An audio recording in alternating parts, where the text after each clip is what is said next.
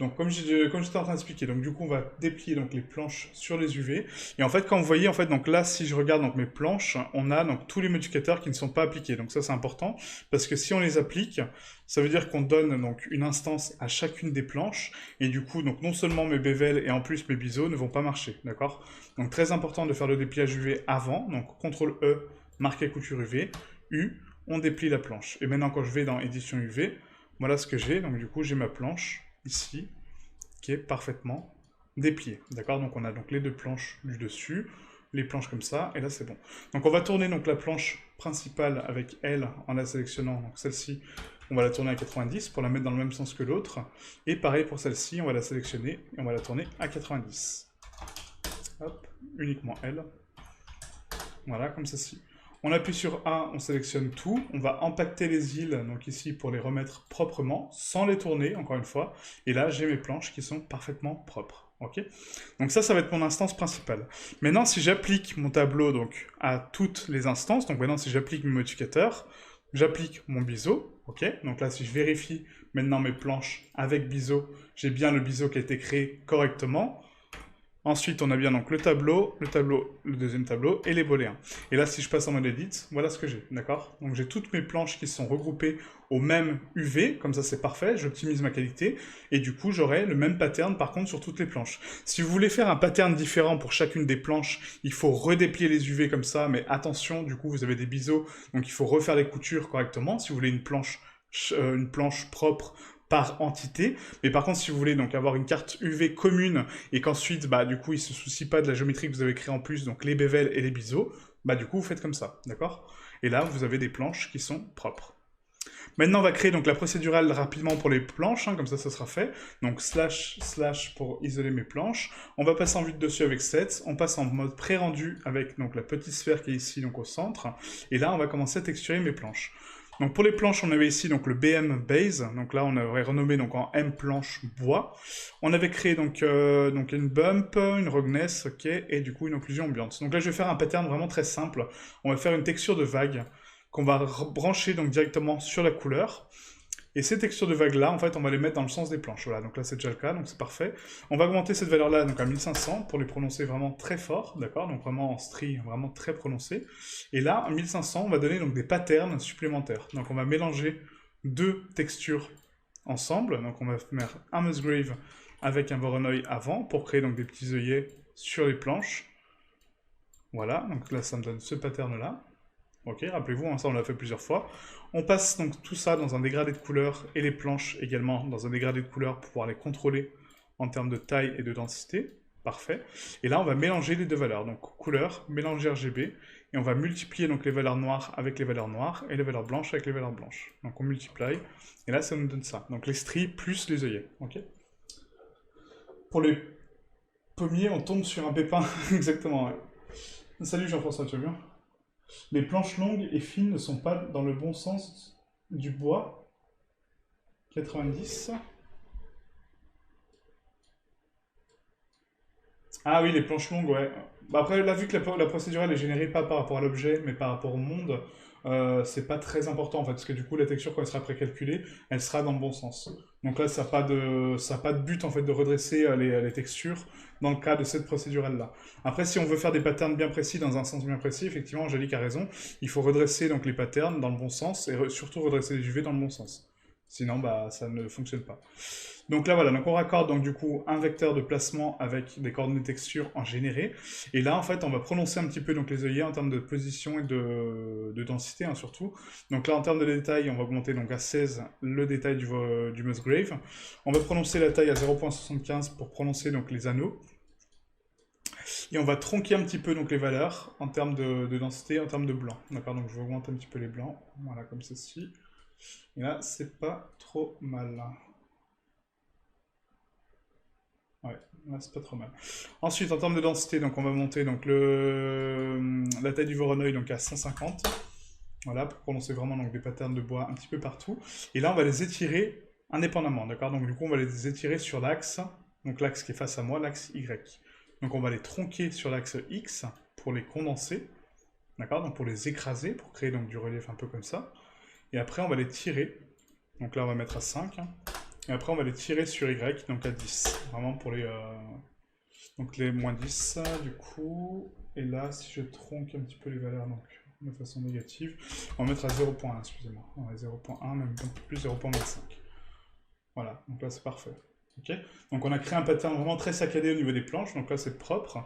Et maintenant ce pattern là, en fait, qu'est-ce qu'on va faire? On va le brancher donc directement, donc tout ce pattern là, donc toute cette combinaison de valeurs, on va la brancher à la rugosité. Donc les valeurs noires seront très brillantes et les valeurs blanches seront pas brillantes du tout, d'accord? Donc moi c'est l'inverse, je veux que mes creux ne soient pas brillants, par contre mes reliefs soient brillants. Donc qu'est-ce qu'on fait? On inverse la rampe de couleur, d'accord? Donc on flippe les colors, et du coup là j'ai bien donc mes valeurs blanches, donc brillantes, et les valeurs noires non brillantes. Ok. On va tronquer donc la valeur de brillance max, donc ici en noir pur, on va la mettre à 0.15 en termes de valeur, et la valeur blanche, on va la descendre à 0.65.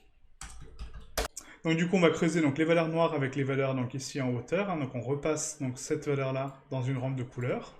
Ici, j'ai bien donc, mes tons noirs qui seront creusés, et mes tons blancs qui seront en relief, d'accord? Donc là, on regarde ma bump, d'accord? Donc là, pour l'instant, ma bump est super forte, d'accord? Donc ça détruit mes valeurs. Donc on va affiner la bump à 0.01 en termes de calcul. Voilà. Et on va tronquer la force à 0.65 pour avoir une force un petit peu plus douce. Ok? CTRL-SHIFT-clic gauche sur, du coup, donc les planches. Et là, j'ai créé ma notion de relief. Pardon. On raccorde ensuite donc la normale à la normale de l'occlusion ambiante, donc c'est déjà fait, et la normale du Fresnel pour que le relief soit pris en compte dans mon Fresnel. Maintenant qu'on a ça, donc du coup, on a ici donc toutes mes planches qui sont prêtes à être colorisées, donc du coup, convertisseur dégradé de couleur. Et là, on va donc colorer un petit peu donc les planches. Donc les valeurs noires vont être donc des valeurs du coup un petit peu plus tamisées, hein, du coup, donc là, comme ça. Hop. Par contre, donc cette rampe de couleur, excusez-moi, mais elle passe avant l'occlusion ambiante, hein, sinon on est en train de peindre l'occlusion ambiante avec, ce qui n'est pas bon du tout. Il faut mettre donc la rampe de couleur avant la sortie de couleur.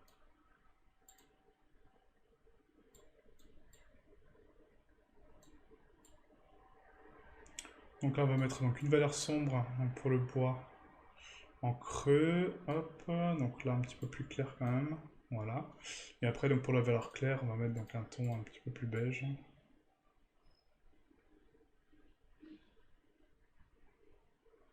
Un peu du bois. Comment ça s'appelle le bois? Ou bois d'acajou? Je sais pas comment ça s'appelle. Un bois cajou. Je sais plus comment ça s'appelle. Bref. Et là, voilà. Donc on a des jolies planches bien striées, bien propres. Ouais, c'est vraiment pas mal. Ah, j'aime bien. Ok, donc on va laisser ça comme ça. Donc là, c'est bon. Donc on a texturé nos planches. Donc maintenant, en fait, quand on va précalculer donc les planches, on aura donc un seul pattern qui va se répéter. Hein. Bien penser à ça. Ne vous fiez pas par rapport à la procédurale. Ça sera complètement différent. D'accord? Donc maintenant, on va faire donc les poteaux. Donc pour les poteaux, c'est la même chose. On a ici donc une forme qui se répète sous forme de tableau. D'accord? Donc si je déplie mon poteau principal qui est celui-ci, d'accord? Donc c'est ce poteau-là. Les modificateurs ont été appliqués, donc du coup il faut que je superpose mes UV, d'accord? Donc là j'ai fait l'erreur d'appliquer mes UV, d'appliquer mes modificateurs, donc maintenant j'ai 6 poteaux différents, donc 6 instances différentes, 6 objets différents. Si je veux qu'ils récupèrent donc toute la même procédurale que j'ai créée ici, il faut que je superpose mes UV. Et en plus, j'ai déjà appliqué mes biseaux, vous voyez? Donc là, c'est pas bon, c'est pas la bonne méthode du tout. Mais c'est pas grave, on va quand même le faire. Donc du coup, on va couper donc les bases de mes planches, d'accord? Donc on va couper donc les bases de mes poteaux, voilà, comme ceci. Hop. Voilà. Donc là, on prend toutes les bases.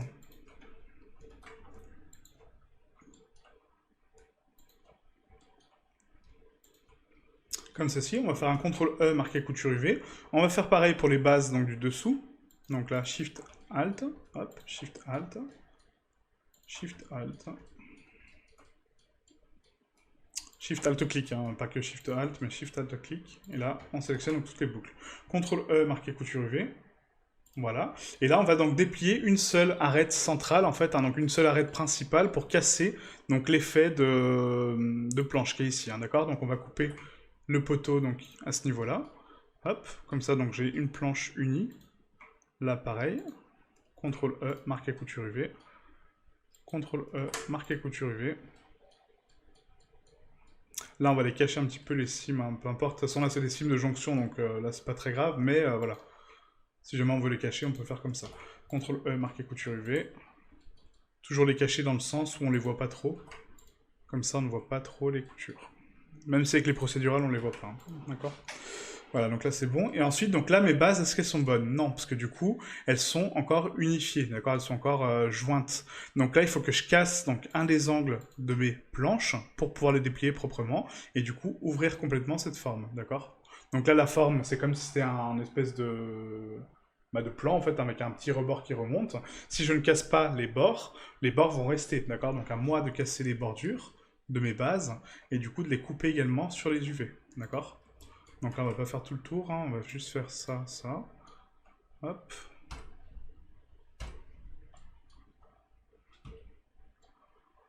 Donc l'attaque. Hop, hop. Hop, hop. Voilà, CTRL E, marqué couture UV. Et donc là, on aurait pu, donc en fait, simplifier un petit peu ce travail. Comment, en fait? Bah, tout simplement en dépliant une seule planche. Donc là, ce qu'on va faire, hein, comme ça, là, c'était juste pour vous montrer un petit peu le dépliage UV. Mais là, en fait, qu'est-ce qu'on peut faire pour améliorer ça? Bah, c'est tout simplement, donc, sélectionner celle qui est bien texturée, d'accord? Donc là, on va passer en mode rendu. Celle qui est bien texturée, c'est celle-ci, ok? Du coup, bah, qu'est-ce que je vais faire? Je vais faire une suppression de toutes les autres, et je vais refaire mon tableau, tout simplement. Comme ça, je n'aurai pas à refaire mon dépliage sur chacune des entités. Je le fais qu'une fois et pas 50 000, d'accord? Donc là, je supprime mes poteaux. On va déplier celui-là proprement pour avoir donc les bonnes jonctions. Donc là, il me manque uniquement mes bases. Et après, je referai mon tableau justement pour avoir bah, la même carte UV partout, en fait. Vous voyez, donc évitez de refaire les actions qui ne sont pas nécessaires, parce que du coup, c'est une perte de temps. Et si vous voulez la même chose, bah faites la même chose en fait. Donc c'est-à-dire dupliquez-les ou tout simplement travaillez sur une seule instance et après vous les dupliquez. Faites pas ça sur chaque instance que vous avez quoi. C'est pas logique. D'accord? Donc là on coupe, hop, voilà, et là on recoupe ici et c'est bon normalement. Toc toc. Voilà, donc CTRL E marqué couture UV. Et maintenant donc la base, pareil, donc on va faire la même chose. Donc on casse les angles de biseau, hein, enfin de bevel qu'on a donné.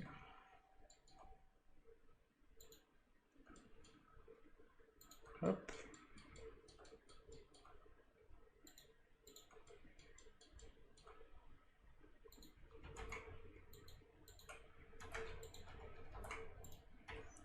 Voilà, et donc là, du coup, on déplie donc la totalité donc, de la structure, en fait. Hein.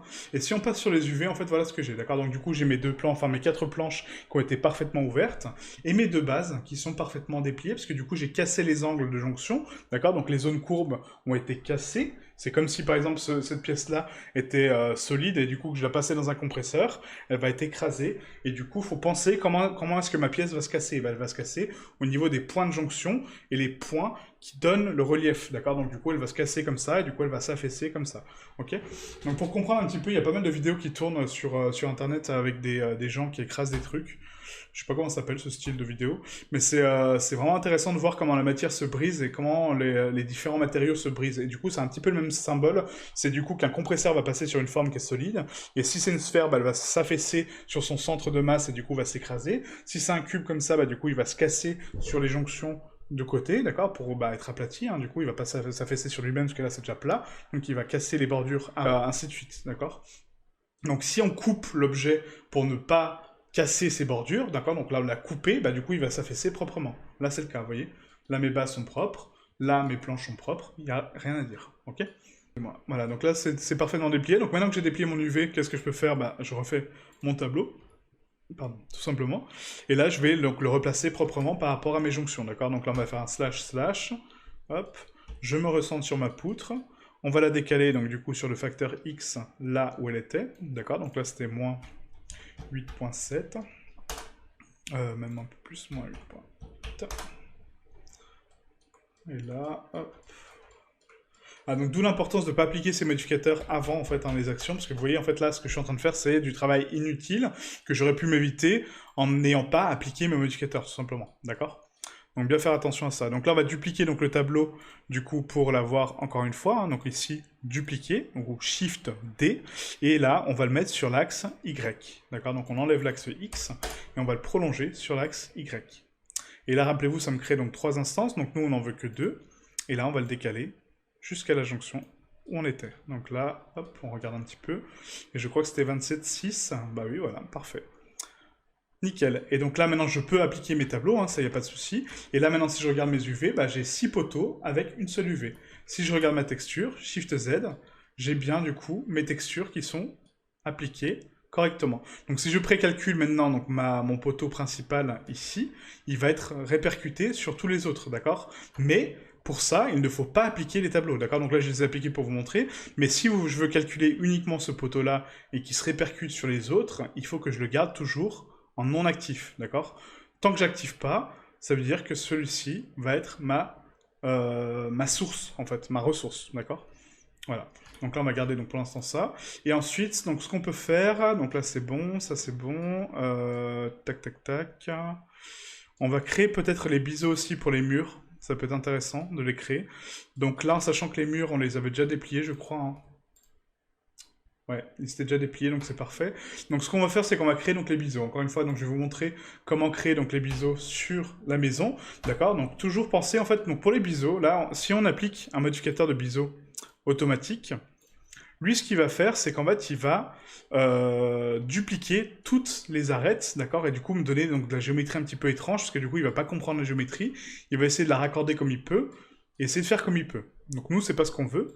Nous, on va le faire manuellement, d'accord? Donc on va faire un biseau manuel, parce que du coup, c'est beaucoup plus simple.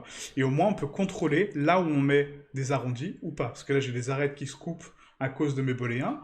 J'ai des arêtes qui sont ici à cause de mes sols, mes jonctions de sol. J'ai des arêtes ici à cause de mes fenêtres. Enfin voilà, donc du coup, c'est pas très opti.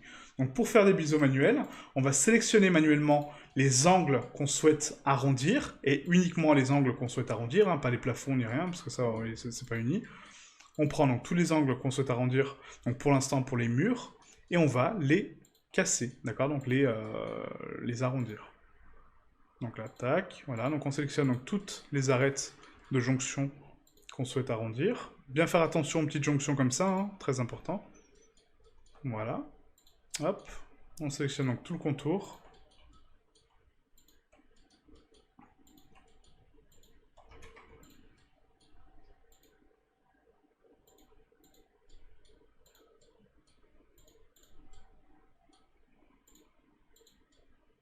Et donc là, l'avantage, c'est que vu que mes UV sont déjà dépliés, en fait, je peux faire mes biseaux tranquillement, ça va pas changer ma carte UV, d'accord?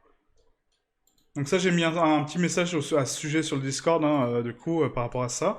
Donc vraiment, quand vous faites donc, des biseaux, il faut d'abord déplier votre géométrie, et après faire les biseaux, comme ça, vous n'êtes pas impacté, d'accord?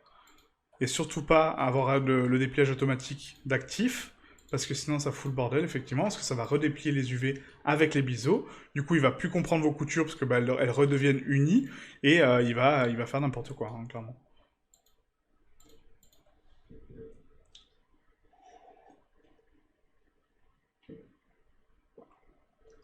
Je pense que le public est... Ah, salut, ça va? Du coup, je t'ai envoyé un message, tu m'as toujours pas répondu. Ça serait intéressant que tu regardes ça, parce que du coup, c'est ce que tu m'as posé comme question et ce que tu as remis en cause, en fait, tout à l'heure. Donc, du coup, ça peut être sympa que tu regardes justement les biseaux, comment les faire avec les UV déjà dépliés.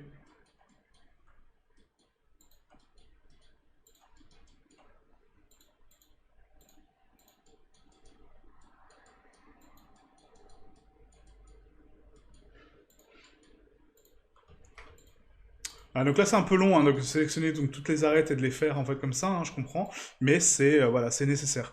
Ça donne un côté beaucoup plus doux en fait au mur et beaucoup plus réaliste, et c'est quand même beaucoup plus sympa quoi. Ah, donc là, je vois que j'ai oublié donc certaines arêtes de coupe, hein, donc ça, on y reviendra par la suite. C'est pas très grave. Et là, donc le but, c'est vraiment de prendre toutes les bordures en fait hein, qui méritent d'être arrondies, hein, tout simplement. Hop. Après, on fera un pseudo contrôle en fait hein, des arêtes. Hop, pour voir si j'en ai pas oublié, mais je pense que oui, hein, clairement.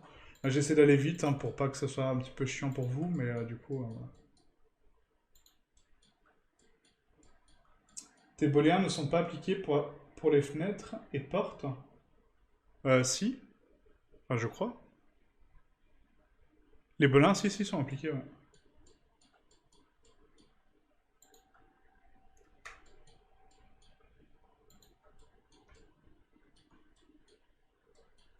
Coucou! Ça va? Voilà, donc là on prend vraiment toutes les bordures en fait, indirectement, hein, comme ça. Hop, voilà. Et du coup on continue comme ça tranquillement. Donc si les booléens sont actifs, par contre je vois que j'ai de la géométrie qui n'est pas fermée en fait ici, donc ça on va la corriger après. Là le but c'est vraiment de finir la maison en fait pour qu'après on enchaîne les assets et qu'on soit propre là-dessus quoi. Parce que sinon on va passer 1000 ans sur la maison et c'est pas le but. Le but c'est quand même ouais, d'arriver au rendu final et de voir ce qu'on fait quoi.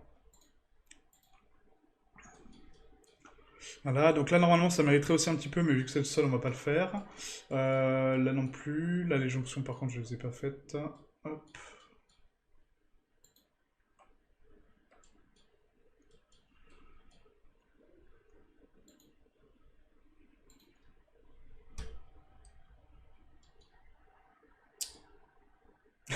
C'est ça. Une jolie maison.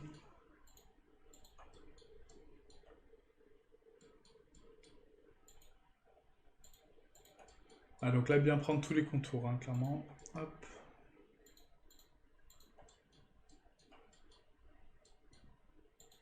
Donc je sais pas s'il y a une méthode plus rapide en fait de faire ça ou plus simple, mais en tout cas c'est la seule méthode que je connaisse en fait pour faire les biseaux manuellement, c'est de sélectionner manuellement ce qu'on veut casser quoi. Donc normalement on les fait au fur et à mesure par pièce, là on les fait toutes d'un coup, bah bon bah voilà c'est une méthode comme une autre, hein. Mais le but c'est vraiment de prendre uniquement les arêtes qu'on souhaite. Voilà, donc tac. Donc là par contre ça me gêne que ça soit pas fermé, du coup on va fermer ça après. Tac tac tac, donc ça c'est bon, ça c'est bon, ça c'est bon. Les jonctions ici, c'est bon.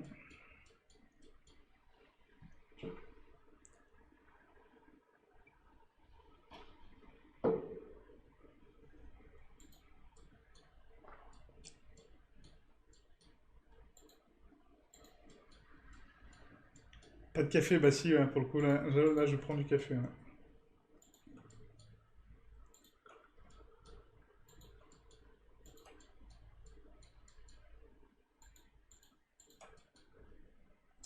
Donc là tac tac. Hop.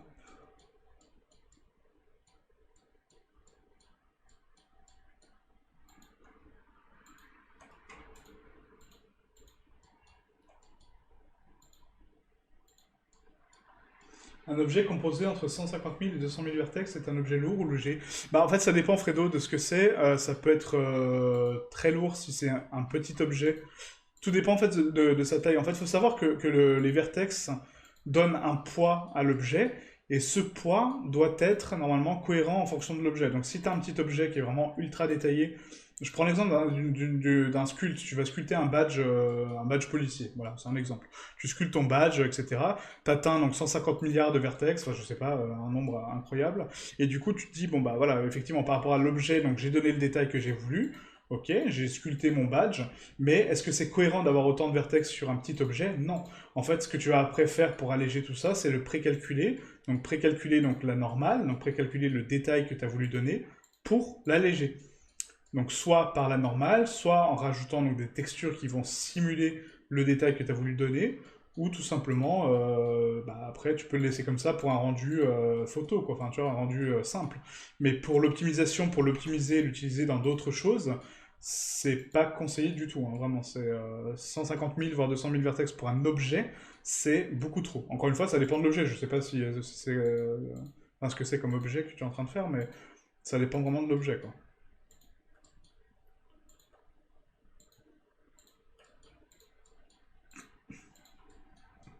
Ah, donc là j'ai bientôt terminé, hein, du coup, donc l'attaque, donc là c'est bon, hop, il manque encore deux trois arêtes je crois, et puis on ne sera pas trop mal. Alors, sachant que pour les fenêtres j'aurais pu sélectionner en face, hein, du coup ça aurait été plus rapide, mais bon, que voulez-vous, que voulez-vous, que voulez-vous. Du coup, donc ça c'est bon, donc les angles sont cassés ici, ça c'est bon, est-ce que les angles de jonction ici sont bons? Oui, oui, oui, là non, hop. Ah, donc toujours vérifier un peu son travail, hein, ne pas speeder en disant oui c'est bon, puis après se dire ah merde, du coup ça marche pas, parce que justement on n'a pas vérifié. Et même en vérifiant, des fois on a des erreurs, hein, du coup.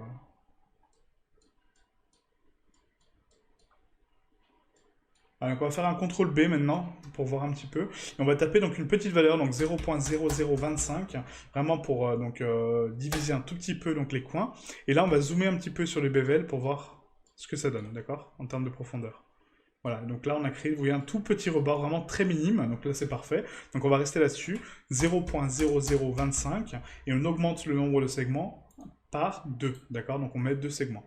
Et là j'ai créé, vous voyez, de toutes petites bordures, donc c'est très minime, on garde quand même cet aspect d'angle droit, mais les bords sont cassés. Et ça c'est super important pour le réalisme, parce que les angles à 90, encore une fois, n'existent pas, donc on a des angles très bruts, certes, mais pas les angles à 90, d'accord? Donc là on fait un ombrage lissé, on va lisser ça à combien? À 89, du coup, parce que du coup, on dépasse notre arrondi en négatif, d'accord? Donc on a 90 et nos arrondis sont comme ça, donc en dessous de 90, et nos surfaces planes sont au-dessus de 90, enfin sont à 90. Donc si on lisse au-dessus, bah, ça marche pas. Par contre, si on lisse à 89, ça marche parfaitement. Ça me lisse mes bords, mais pas mes plans, ok? Donc très important. Et là, vous voyez en fait ce que ça m'a fait du coup, donc là, par rapport à cette surface-là, c'est qu'il ne comprend pas la géométrie ici, parce que du coup on a donné donc un biseau donc là, qu'il a divisé, et là il va me lisser cette surface, qui du coup il va lui donner un léger décalage. Donc là, comment je fais pour corriger ça? On voit hein, clairement qu'on a un bug d'ombrage, hein, il ne faut pas être deux, enfin voilà, on le voit très très bien. On sélectionne les faces, d'accord, donc les faces qui sont abîmées, on va faire un W, et là on va faire un ombrage plat.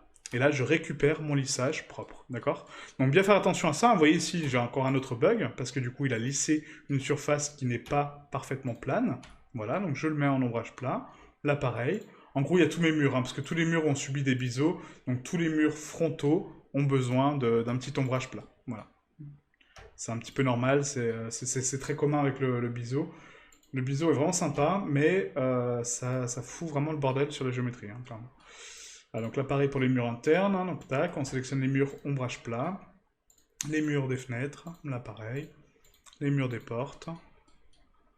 Voilà, ombrage plat. Les murs arrière. Et ça, très important, parce qu'après, ça va vous donner donc, des défauts de géométrie. Enfin, pas des défauts de géométrie, mais des défauts de lissage. Et après, votre texturing sera tout pété, en fait. Donc, du coup, bien faire gaffe à ça, parce que c'est... Après, si on a des résultats très étranges, faut pas s'étonner, d'accord? C'est vraiment normal, parce que du coup, le lissage est faussé. Et il va lisser ce qui n'est pas lissable, d'accord? Il va lisser des choses qui sont planes de base, parce que lui, il les comprend, il les comprend courbés, en fait, tout simplement, quoi à cause des arêtes qu'on a ici. D'accord? Donc, c'est pour ça que le biseau, c'est sympa, ça aide pour creuser des trous, c'est cool, mais c'est pas la meilleure solution. Vraiment, la meilleure solution, c'est de creuser vous-même vos formes avant, d'accord? Donc, de faire des coupes propres, bien unies, avec des bonnes coupes de jonction, pour justement aider la géométrie à être comprise, d'accord? Parce que sans ça, ça donne, bah, vous voyez, en fait, c'est des formations du coup de géométrie qui sont pas super belles, quoi. Ah, c'est dommage quand on avait nos biseaux sélectionnés, j'aurais pu faire un CTRL I pour tout relisser, mais bon. Tant pis. Donc là, tac, tac.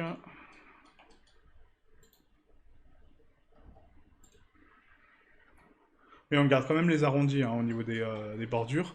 Là, on est en train de juste de relisser la géométrie qui est censée être plane pour lui redonner la bonne densité. Ok.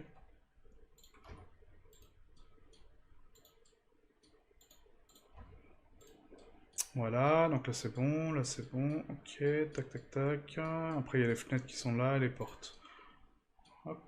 Ah, donc c'est pour ça que je vous dis en fait, la modélisation quand on pense que c'est simple et rapide, oui, ça l'est, si on fait du boulot simple et rapide en fait, dans le sens où on fait des actions très simples, mais même avec la plus grande expérience du monde, il y a des étapes de vérification, des étapes de contrôle, des étapes de nettoyage qu'on ne peut pas faire sans, en fait, sans ça, notre mèche n'est pas bon, encore une fois. Ça je répète, hein, mais c'est vraiment super important quoi.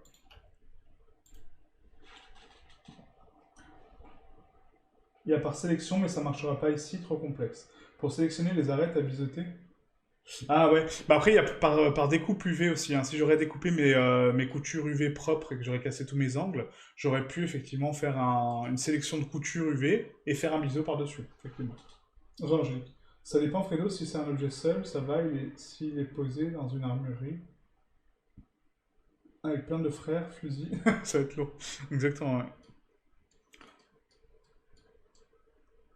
Non, ça dépend vraiment de l'objet, comme après, voilà. Comme je t'ai dit, une sculpture, c'est pas gênant, parce que bah, la sculpture, on atteint des vertex vraiment très très élevés très vite. Mais pour un mesh, encore une fois, que tu veux optimiser, que tu veux utiliser, par exemple, je ne sais pas, pour une scène animée, il faut que le poids de vertex soit cohérent en fonction de l'objet. Parce que ça aussi, toutes les personnes disent, ah oui, mais le poids de vertex, c'est pas important, si mon objet il fait 1 milliard de vertex, c'est pas grave.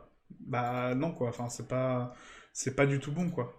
C'est pas bon dans le sens où les vertex alourdissent le fichier, donc déjà votre fichier va être super lourd, donc enfin, bon courage pour travailler avec.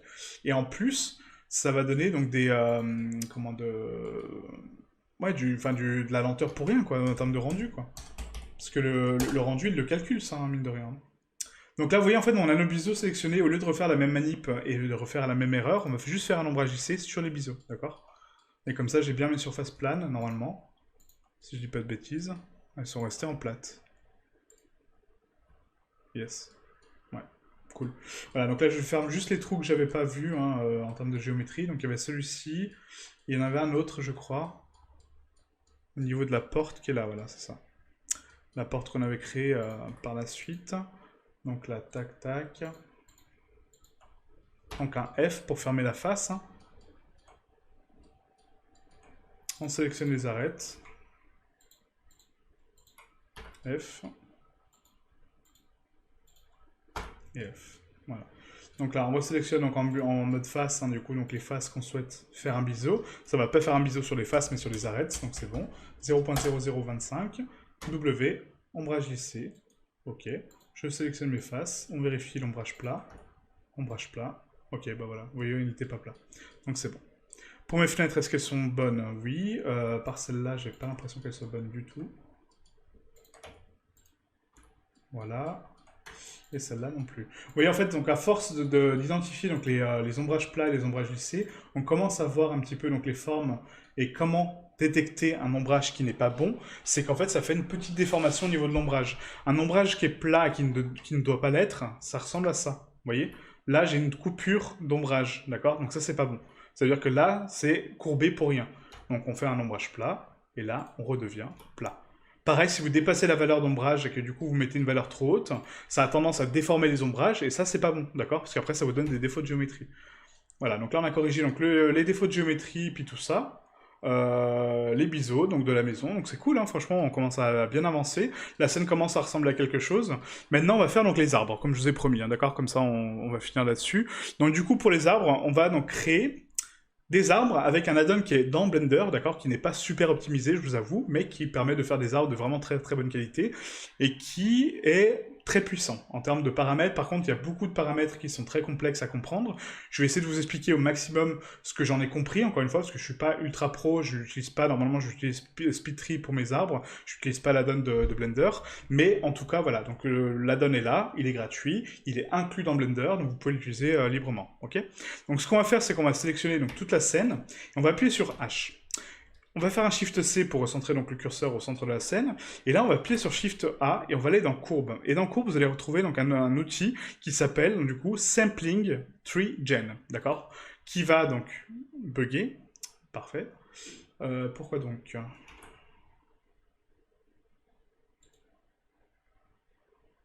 D'accord, donc l'add-on visiblement ne fonctionne pas sur la 290. Pourquoi donc? Donc le tree gen qui est là. Ok. Je vais le décocher, le recocher. Peut-être que ça va fonctionner comme ça, je ne sais pas. Bon bah s'il fonctionne pas, ça sera un super fail pour cette vidéo, encore une fois. Bon, si ça fonctionne pas, on fera autre chose, mais c'est bizarre quand même, parce que normalement c'est un truc natif à Blender. Qui a disparu du coup. Alors Shift A.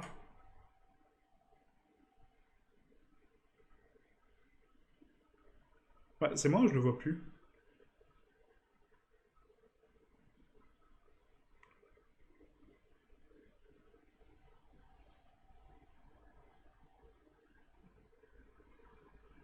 Je l'ai recoché? Attendez, courbe. Ah, il est là, d'accord, ok. Non, bah il bug, ok, d'accord, bah, super. Super. Bon, bah voilà, du coup, je ne sais pas quoi faire. Parce que là, en fait, la donne s'active bien, mais du coup, il génère strictement rien, en fait. Salut James. En fait, attends. En fait, il est composé de plusieurs éléments modélisés séparément. D'accord, ok. Bah après, enfin, comme je t'ai dit, tout dépend de l'objet, hein. Enfin, après, si c'est vraiment que du détail que tu as modélisé, par exemple, je sais pas, des vis, des boulons, des câbles. Je prends l'exemple de Jado qui modélise vraiment de façon très poussée et très haute. Lui, il modélise donc tous les câbles, toutes les vis, toutes les connexions propres, etc. Donc c'est un super boulot et ça rend super bien, mais c'est beaucoup trop dense. C'est beaucoup trop dense, donc pour un beau rendu comme ça, détaillé, pour quelque chose que, par exemple, tu vas, je sais pas, éclater le sabre et tu as besoin de voir toutes les pièces, là oui, c'est justifié. Par contre, si tu fais un rendu photo et que tu vois que la carcasse de dehors, mais tu as 50 milliards de câbles dedans, est-ce que c'est intéressant? Bah non, parce que du coup, on les voit pas, les câbles, donc enfin, c'est du travail fait pour rien, oui. C'est vraiment pour ça, quoi. J'ai vu une anime de particules avec un objet lourd en vertex, bah je rame bien. Ouais, bah oui, tu m'étonnes. Ça va, John? Comment tu corriges ton défaut d'ombrage en taux? Le défaut d'ombrage, en fait, donc l'ombrage lissé, comme je viens de l'expliquer, alors attends, je vais te remontrer ça. Donc Alt H. Quand on lisse donc une surface qui ne doit pas être lissée, en fait, hein, on a des défauts d'ombrage, donc des défauts d'ombrage lissés. Donc là, bah tiens, là j'en ai un, c'est parlant. Voilà, comment l'identifier? On voit qu'on a une cassure d'ombrage qui est ici, et ça veut dire que quand j'ai lissé mon ombrage à 89 degrés, il a compris que cette surface-là avait besoin d'être courbée. Donc si je veux la corriger, je sélectionne ma face et je lui applique un ombrage plat. Et là, je n'ai plus de défaut d'ombrage. D'accord? Et voilà comment identifier. Donc si on fait là un tour de la scène, hein, bah oui, la preuve, heureusement que je suis retourné dessus. Merci John. C'est que du coup, j'en avais oublié 2-3. Donc là, ça me paraît pas trop mal. Mais voilà, je te refais l'exemple, hein, là, on était ici tout à l'heure. Donc là, si je fais un ombrage lissé, voilà, donc j'ai un défaut d'ombrage, hein, on le voit ici, une cassure d'ombrage qui n'est pas normale, qui n'est pas cohérente avec celui-ci, par exemple. Je sais qu'il y a un défaut, donc je fais un ombrage plat. Malgré l'ombrage lissé sur mes biseaux, hein, du coup mes biseaux sont parfaitement ronds, mais du coup il faut toujours lisser, enfin aplatir les surfaces planes et pas les lisser, d'accord? Mettez pas à chaque fois un lissage à 180 comme ça, parce que là ça va tout vous péter, vous voyez, toutes les faces sont pétées, du coup c'est pas bon, quoi. Ok? Donc très important. Et une fois que c'est fixe dans le temps et que c'est fixé, d'accord, votre ombrage est propre, là je peux encore en voir un, ici, voilà. Une fois que votre ombrage est propre, hein, du coup, je vais quand même repasser un petit coup parce que là, j'en vois, ouais, j'en vois en fait deux trois que j'avais pas vu. Je suis vraiment désolé. Là aussi, hop. Et en fait, ça après, à force de les voir, en fait, bah, on voit que ça parce que du coup, c'est tellement pété comme shading sur les plans que du coup, on voit que ça. Et là, ah oui, là, il y avait de la géométrie aussi que j'avais pas enlevé au niveau des plaintes. À dissoudre arrête et celle-ci aussi. Voilà. Ok.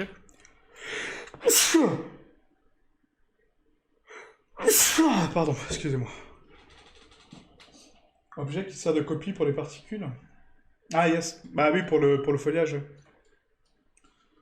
Pour le foliage, ça rame pas mal.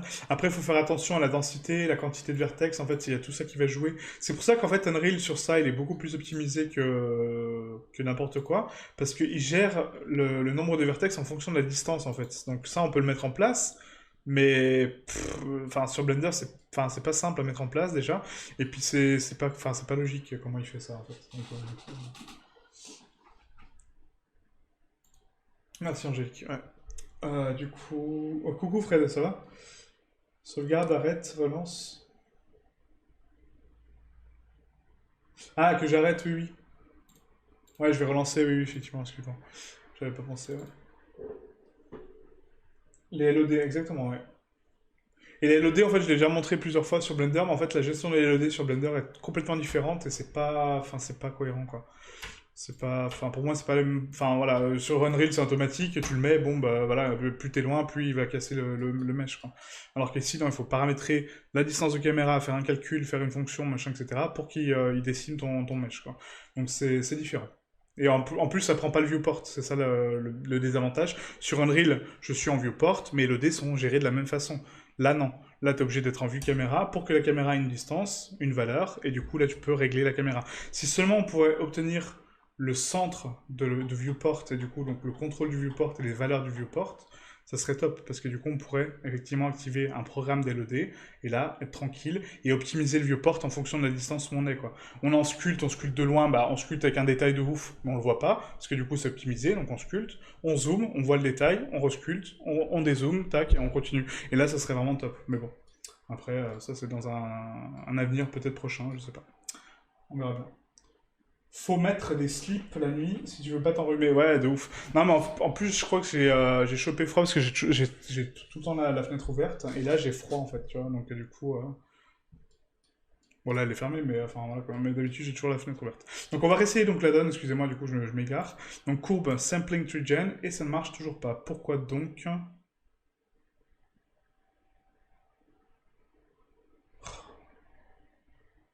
Pourtant, j'ai réinstallé la version Blender. Ça m'embête. Bon, c'est pas grave, on va faire autrement, c'est pas grave du tout. Je vais vous parler du coup d'un autre add-on qui permet de le faire. Donc celui-ci, je vais le désactiver temporairement jusqu'à que je règle le problème, hein, c'est pas grave. Et du coup, on va télécharger donc l'add-on pour les arbres. Hop.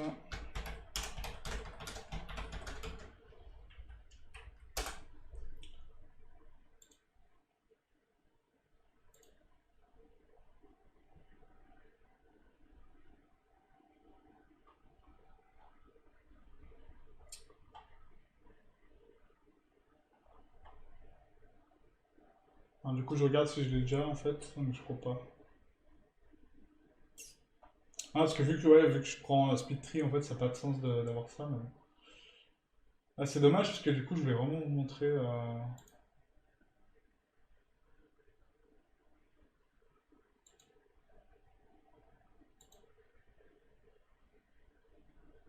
Voilà, donc là je l'ai ici, hop.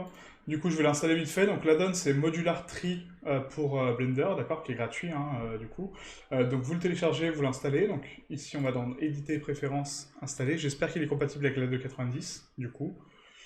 Chose que je n'ai pas vérifiée. Donc dans Download, on a Modular Tree. Hop, yes, nickel. Donc là M3 et du coup, donc là on a quoi? Donc Auto Check Update, ok, donc ça c'est bon.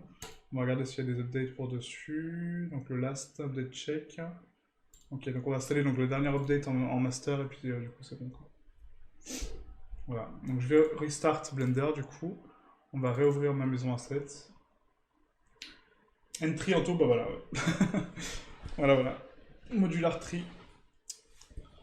Bien le faire avant la texture, les ombrages lissés et plats.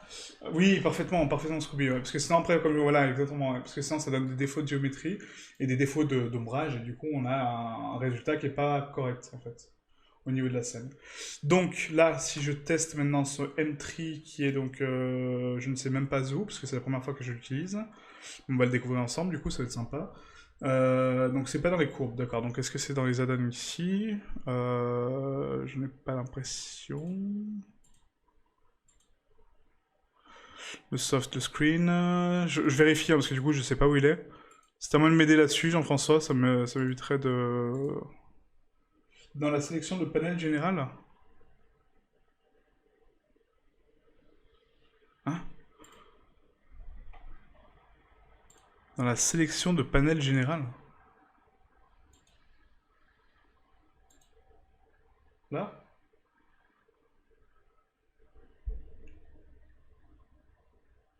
Non. La sélection de panel général? Je sais même pas ce que c'est, mec, la sélection de panel général. Sur la touche N? Ah, sur... d'accord. M3 Node. Ouais, je l'ai pas vu. Bah, je le vois pas, hein. Ah, c'est en nœud en plus, putain, c'est cool ça.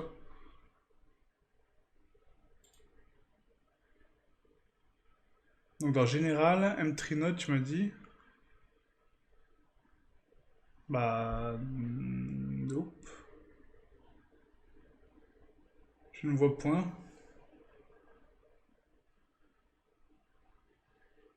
Tu m'as dit dans Général, animation, composition, non, non, non, non, non. Sculpture, scène globale. Je ne vois point cet add-on.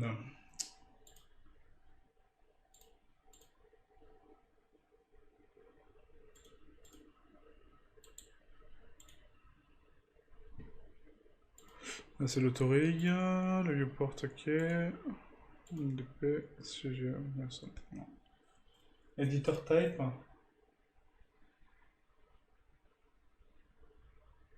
Ah mec, tu me sors des termes en anglais, j'ai pas l'habitude de travailler en anglais, je suis désolé. Donc une scène editor type en fait, donc une scène édition quoi.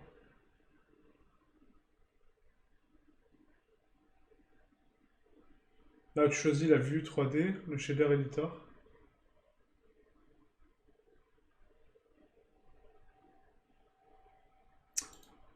Là où je choisis la vue 3D, le shader editor. Ah ici oui, ouais. Éditeur de nos textures, non c'est pas ça. Toi tu m'as dit quoi? Editor type. Mais c'est où ça?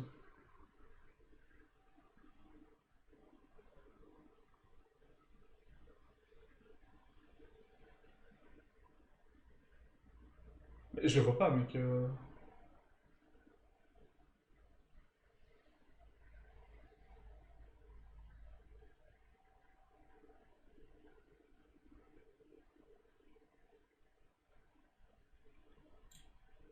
Je dois être aveugle.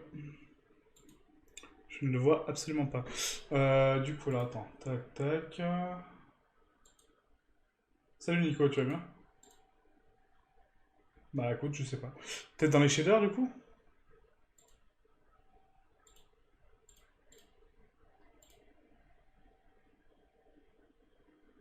Si je mets quoi en éditeur de shader, et du coup, donc là, t'as un truc avec le...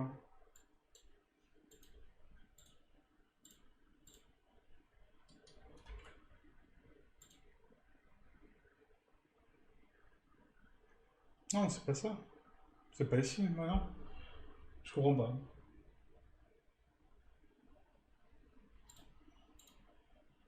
Style de ligne. Fais voir ce que tu as. Bah, ce que j'ai en quoi? Là, ici, j'ai... Salut Nico. En fait, je viens d'installer donc l'addon MT Tree pour faire des arbres, en fait, parce que bah, mon sampling tree gen ne fonctionne pas. Et je sais pas où le retrouver.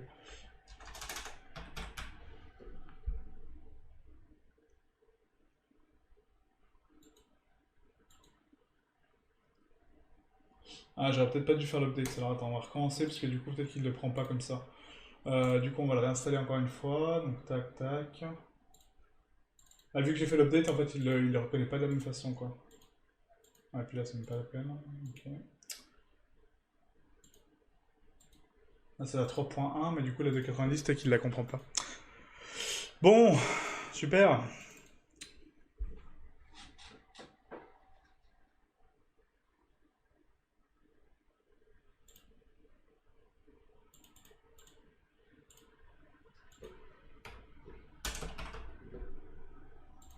Je fais le sampling, donc là, c'est mort.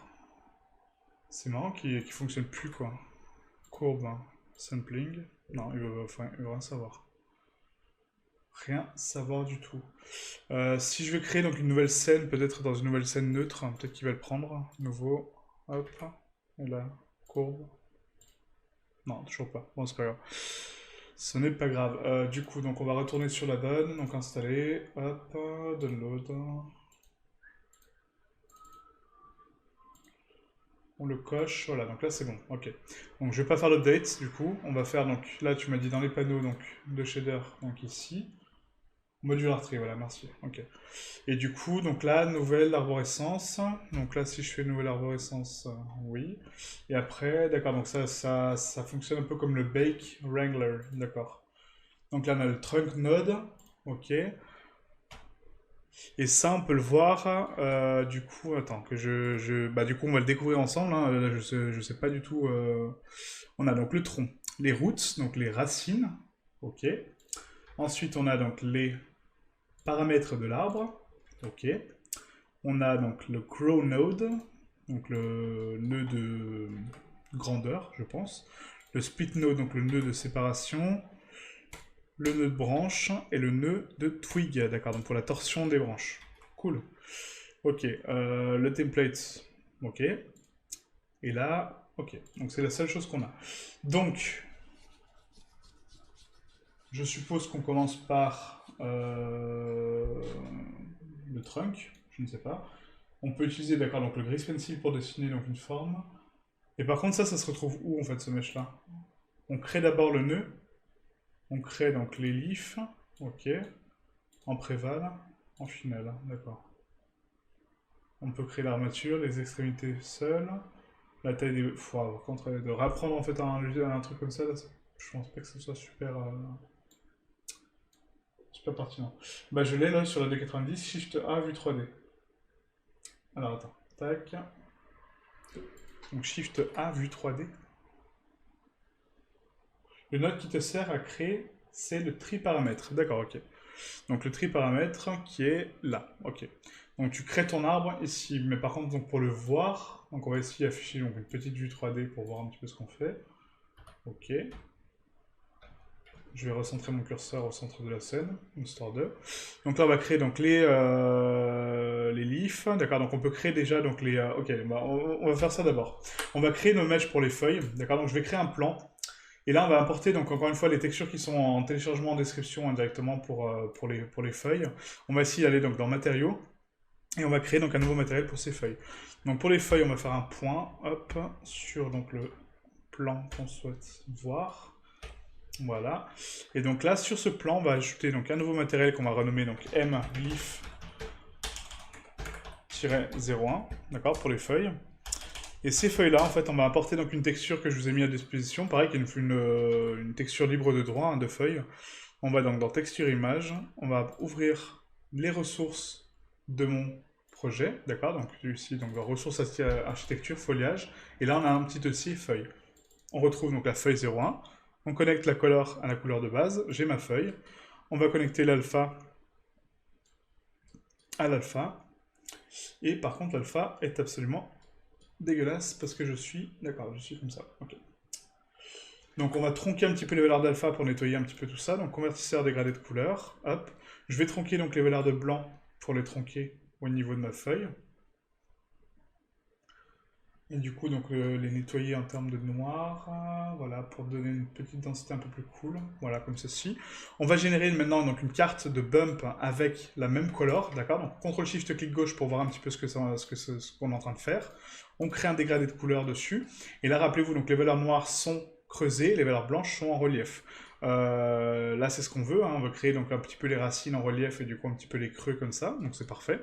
Donc là, on a créé une carte de bump en 2 secondes grâce à la couleur. Donc on connecte donc la couleur à la hauteur, la normale dans la normale. CTRL-SHIFT-clic gauche sur le BSDF guidé pour voir un petit peu ce que ça donne. Là c'est beaucoup trop fort, donc 0.01 pour tamiser un petit peu les valeurs. Et on va donner une valeur de 0.65 pour le relief. Voilà. Ensuite on va mettre donc un petit coup de Fresnel, une occlusion ambiante également pour les feuilles. Un petit coup de Fresnel, donc entrée Fresnel. Hop. Voilà, en spec, du coup... On va connecter donc la pump directement à la normale de mon occlusion ambiante et au Fresnel de ma feuille. Le Fresnel de la feuille, on va le mettre à 1.15 pour avoir une belle spécularité. Et la rugosité, on va le mettre à 0.65 en termes de brillance. Voilà, et là on a créé une feuille basique, très simple. Ensuite, on va connecter, donc là, je suis bien en alpha, donc oui, c'est bon. Voilà, donc là, on a une feuille. Donc maintenant, ce que je vais faire, c'est que cette feuille-là, je vais la dupliquer, en fait, hein, donc du coup, on va la solidifier. Donc, toujours en gardant la forme de base, très important. Donc, on va solidifier ce plan avec une épaisseur vraiment toute fine, juste pour donner du double face, parce qu'actuellement, j'ai qu'une normale bleue sur le dessus de mon plan, alors que si sur mon arbre, la feuille se retourne, du coup, je verrai pas. Sur Blender, oui, mais pas sur d'autres logiciels, ok. Donc, du coup, on va donner donc, une épaisseur à 0.001. Voilà, juste pour donner une petite épaisseur de plus, épaisseur uniforme, on applique, et là, du coup, j'ai bien une double normale maintenant, qui est orientée donc aussi bien sur l'axe Z et moins Z, d'accord.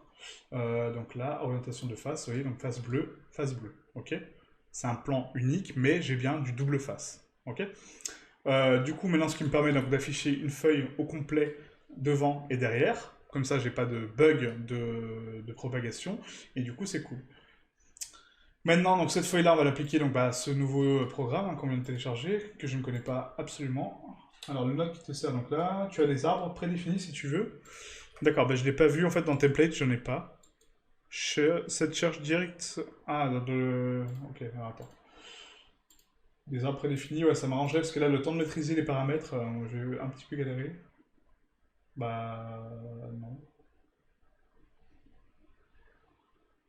Bon, c'est pas grave, je verrai ça après, tant pis, on n'a pas le temps.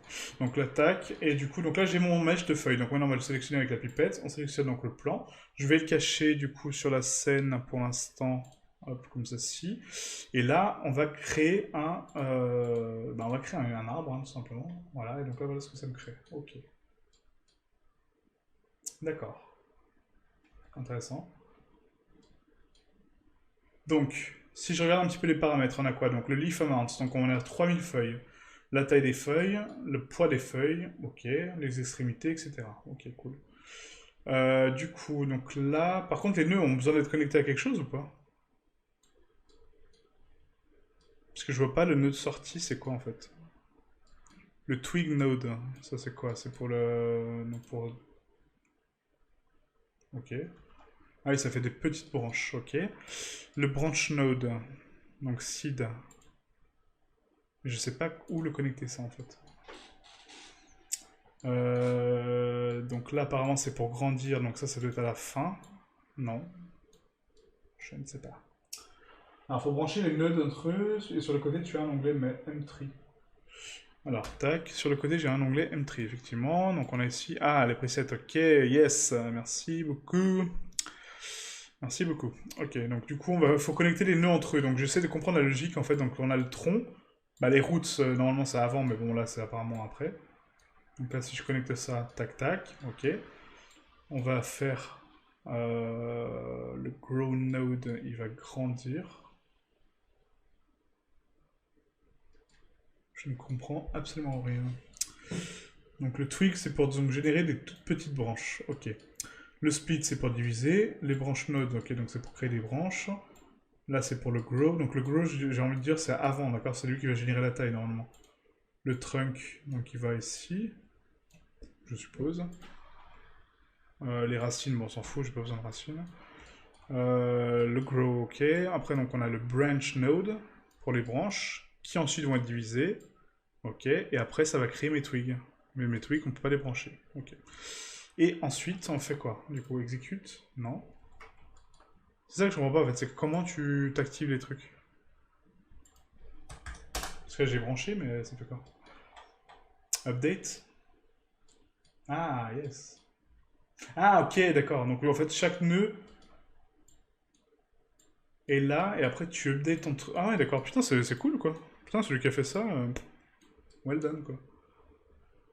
Et donc là, on a donc la taille des twigs, ok, la randomness, la résolution, la gravité, ok, palmate. Donc là, si j'exécute ça et que du coup on update le tree, d'accord, ça c'est strictement rien. Oh, putain, il a replanté quoi. Bon bah voilà. Il replante en boucle le Blender aujourd'hui, c'est hallucinant.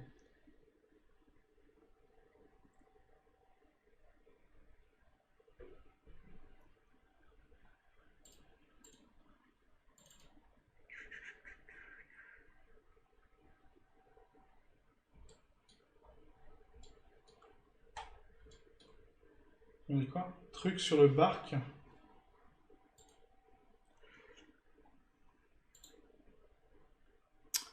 Donc ça c'est pour mon bake. Bon, on va refaire un du coup. Hop. Ah,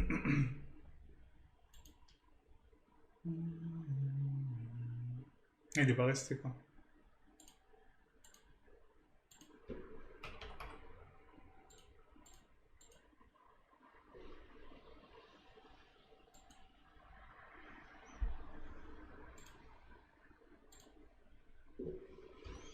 Ah, je pense que je vais générer des trucs par défaut, puis comme ça, ce sera très bien pour en tout cas cette vidéo, quoi. Donc default tree, load preset, d'accord, donc pour voir un petit peu. Donc on a le truck node, branch node, et après on crée le... Ok, d'accord. Ouais, donc en fait c'est ça, c'est que tu génères les nœuds que tu veux, et après tu les contrôles directement, quoi. Oui? Ah, tu m'appelles bah, enlève, je préfère pas, mec, ça dérange pas. On verra ça après si tu veux, mais là c'est vraiment juste pour avancer, parce que sinon ça va être galère, quoi. Mais après, oui, si tu veux, ouais, de toute façon là je suis dispo, donc il n'y a pas de souci. Mais du coup, ouais, vraiment intéressant parce que je connaissais pas du tout cette add-on et vraiment, vraiment sympa quoi.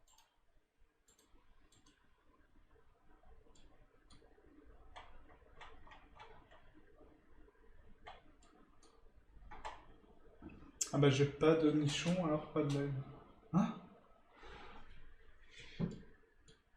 T'as pas de nichon? Voilà, ok, d'accord. Et du coup, donc là, si on fait donc maintenant créer donc les leaves, et que je prends, bah du coup j'ai plus mon plan, donc bon, c'est pas grave. Mais du coup ça me crée donc les feuilles. Ok. Ah, c'est cool, c'est cool. Donc du coup on recommence, hein. Donc là j'ai un tronc, voilà, enfin un arbre basique, c'est très très bien, ça ira très bien pour la scène qu'on est en train de faire. Donc Shift A, Mesh Plan, on recommence, hein, du coup. Donc GX, je le décale donc à 2 mètres, hein, voire plus, à 15. Voilà, on zoome dessus. On va faire donc un scale à 0.025 pour donc la scale correctement. Q, rotation de taille, origine vers géométrie. On va créer donc un nouveau matériel, encore une fois, donc ici dans matériaux. On zoome sur le plan, slash slash. On va créer donc un nouveau matériel, donc ici qu'on va mettre entrée, texture, image. Voilà.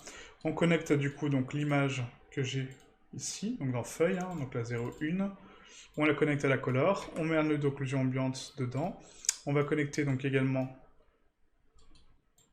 donc séparer, donc convertisseur dégradé de couleur pour séparer donc la couleur et la transformer en valeur noire et blanche. On la passe dans un nœud bump. Le bump va nous donner donc du relief. On la met dans la hauteur et la normale, s'il veut bien. Et la normale, voilà. On connecte le canal alpha à l'alpha également pour avoir la transparence, très important. On donne une distance à 0.1 et une valeur donc de force à 0.65. On va tronquer donc les valeurs maintenant d'alpha donc avec les valeurs blanches et les valeurs noires du coup pour tronquer le canal alpha.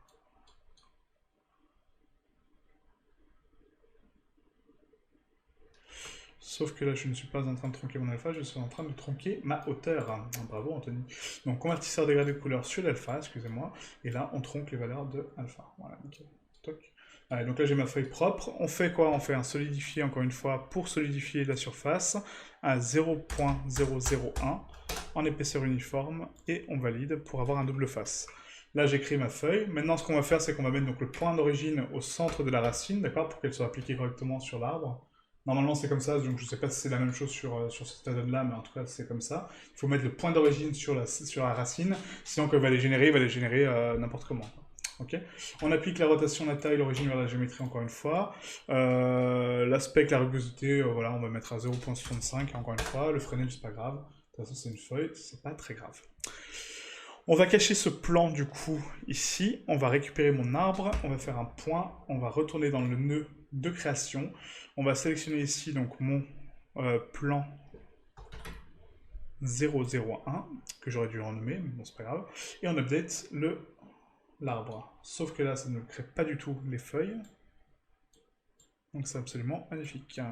Parce que du coup j'ai caché mon plan peut-être. Non.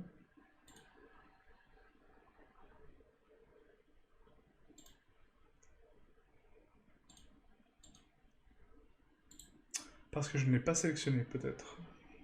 Non plus. Bon, bref. Tu ne peux pas faire comme avec Sophie. Alors, attends, excuse-moi, je pas le piston live. Que les filles sur ton live. Ah, yes. Tu peux pas faire comme avec Sophie. Comment ça, comme avec Sophie? Pour les feuilles, tu peux virer les tranches et juste garder des doubles grandes faces. Ça peut libérer des ressources, etc. x2. Ah, les tranches de côté, oui, effectivement, ouais. Ouais. C'est vrai que j'y ai pas pensé, ouais. En fait, Angélique a raison, en fait, quand on solidifie donc, du coup, la feuille, ça nous crée donc les contours, et ça, les contours, on peut les enlever, parce qu'on garde juste le double face qu'on a besoin, effectivement. Non, non, Sophie, elle est pas là ce soir. Faudrait voir le maillage de l'arbre, il est bien. Bah, je sais pas du tout, pour l'instant, c'est une courbe, hein, c'est pas un mesh. Faut le convertir comme, comme comme l'autre add-on, en fait. Un solidifié sur les feuilles, t'aimes bien rajouter de la géométrie? Bah, c'est pas que j'aime bien rajouter de la géométrie, c'est juste pour avoir le double face en fait. Parce qu'après cette scène-là, j'aimerais bien l'importer sur Unreal. Et Unreal ne gère pas le double face, enfin ne gère pas la normale inversée. Donc si j'importe mon arbre et que la moitié des feuilles est inversée, parce que du coup j'ai pas de double normal, ça passera pas. Donc oui, mais effectivement, je double ma géométrie pour les feuilles, mais là c'est vraiment nécessaire quoi, pour le coup. Donc là, pourquoi ça ne me génère pas mes trucs, en fait? Donc je vais recommencer encore une fois à recréer un arbre, hein, du coup, pas le choix. Donc load preset, donc ça me crée, ok. On va créer donc les feuilles avec le plan 001. Voilà. Et là, je crée donc 3000 feuilles, c'est bien. Le branch node, donc on a 20 branches, ok. Le start, machin, etc. Ok, create. Ça marche trop bien. Ça marche trop bien, putain. Pourquoi ça marche pas? Il manque un truc? Can spawn leaves? Bah ouais, tu peux spawn des leaves. Qu'est-ce que tu veux de plus? Le leaf size, peut-être que c'est la taille des feuilles. Non, bah non, non, mais elles sont vraiment pas là.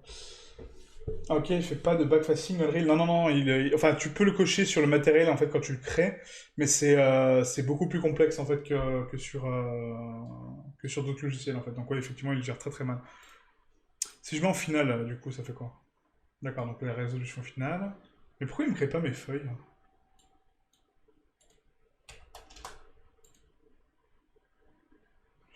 Bon, ça marche super bien, donc c'est génial. C'est parfait ce live. Donc Old Oak, donc ça c'est un vieux chêne normalement. Voilà, donc ça me génère quelque chose de vraiment super sympa. On va créer donc des feuilles, encore une fois avec le plan 01. Voilà, et on crée. Je peux pas tout expliquer, l'écrit ça va être trop galère. Oui, non, non, pas de souci. Ouais. Bah, mais là, tu vois, les feuilles, bon, ça génère pas. Bon, je pense qu'on va arrêter là, hein, parce que là, c'est un épic fail ce soir. Ah bah si, elles sont là.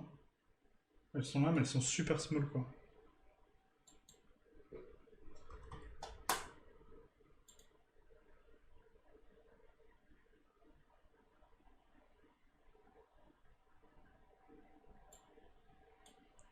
Ah, ça m'a créé 20 millions de...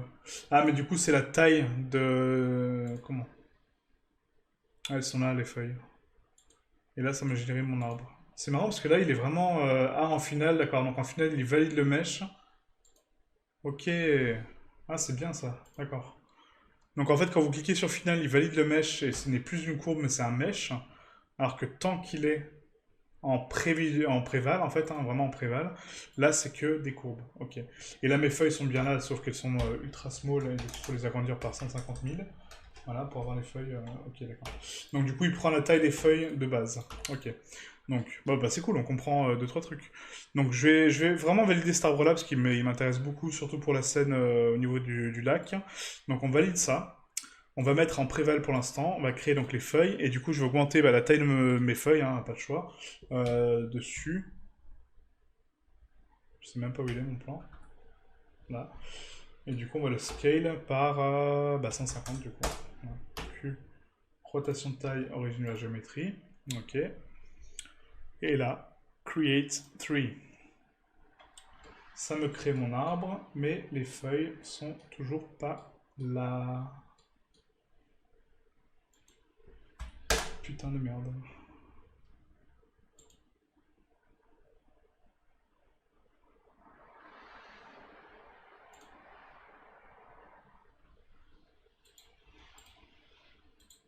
Elles sont là, mais elles sont petites en fait, je comprends pas.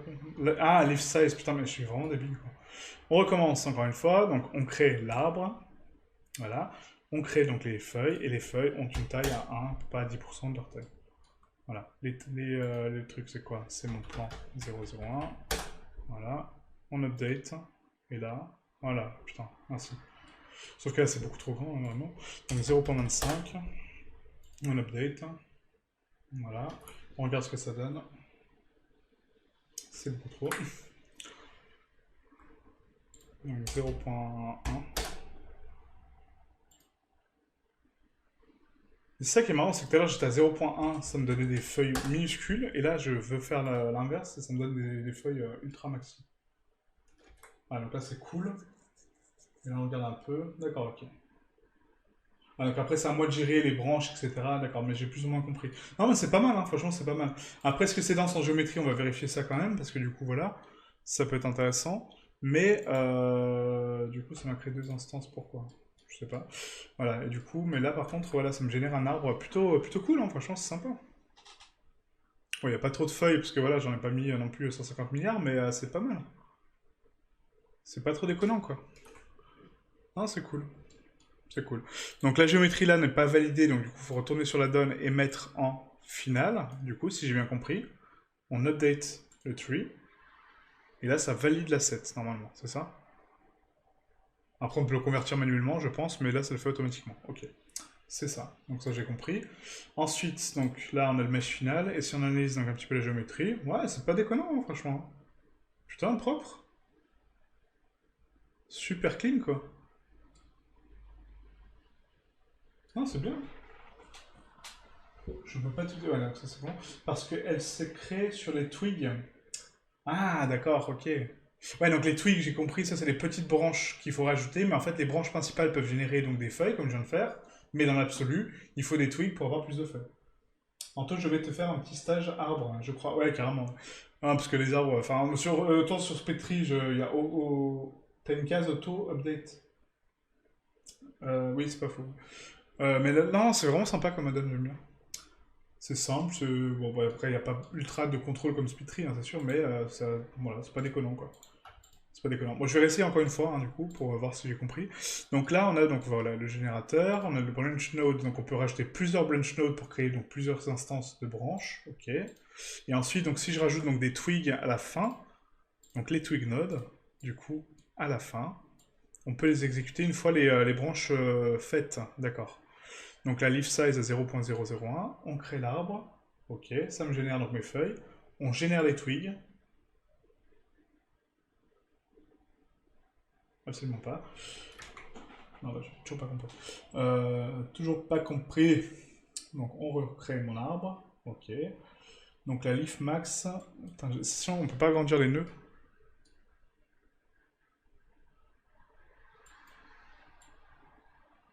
donc leaf amount, donc ça c'est la quantité de, ok, le max radius, d'accord, donc leaf size, uniquement sur les extrémités, donc le poids, le spread, le flatten, l'armature, ok. On va laisser en auto-update du coup.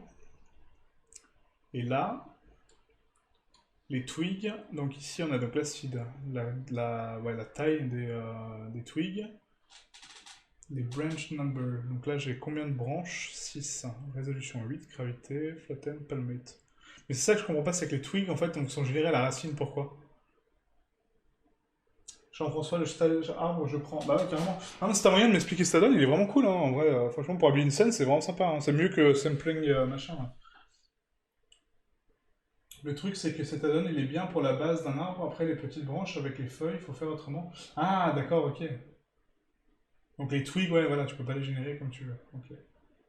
Donc il manque les petites branches pour les feuilles. Branches. Bah les twigs, normalement, c'est ça que tu crées comment? Enfin, ça s'appelle pas les twigs, c'est les. Oh punaise, je me rappelle plus. Sur Spittry, c'est les. Enfin bref, ça a un autre nom. Et en fait, c'est ça qui va générer. Parce que là, tu dois les placer manuellement ou. Ah non, mais non, c'est ça. C'est que là, tu génères donc ton mesh, et après, tu l'appliques en tant que feuille sur le délire, normalement. Parce que là, si je mets en finale, bah non, si je mets en finale, je valide, donc c'est complètement con. Si, parce que ça, ce mesh-là, il est où? Ah, mais c'est ça, tri 03. Et là, maintenant, si je le mets en feuille, donc tri 03, ça l'applique en tant que branche sur mon truc. Voilà, sauf que là, c'est super petit, donc on va le mettre à 1. Et là, j'ai des petites branches, cool. Voilà, c'est beaucoup trop grand, putain de merde. Mais c'est ça, en fait, c'est que tu génères tes twigs, en fait, comme ça, et après, tu les mets dans le leaf size. Et après, tu génères des feuilles par-dessus les arbres. Enfin, non, si, c'est pas mal, hein, en vrai. Voilà, c'est juste que j'ai mis une valeur de bourrin, mais en vrai, c'est cool. Regarde, regarde. On a 0.1, voilà, on a un arbre tout à fait potable, hein. Putain, c'est pas déconnant, quoi. C'est trop bien. Très bien, patate, ça va. Alors, donc, il manque les petites branches, ok. Si, mais les twigs sont moisis sur cette add-on. Bah, ouais. Oui, c'est ça, mais elles sont dégueulasses, leurs branches. D'accord. Bah, ouais, enfin, pour moi, pour le rendu que je veux faire, ça me va très très bien, hein. Ça va, Pata? Après, non, mais t'as quand même un bon contrôle, hein. Là, tu as 700 branches, machin. Après, je réduis un peu. On peut mettre à 350, hein, branches, pas non plus abuser. Et puis voilà, j'ai un arbre potable, quoi. Non, c'est cool. Moi, j'aime bien.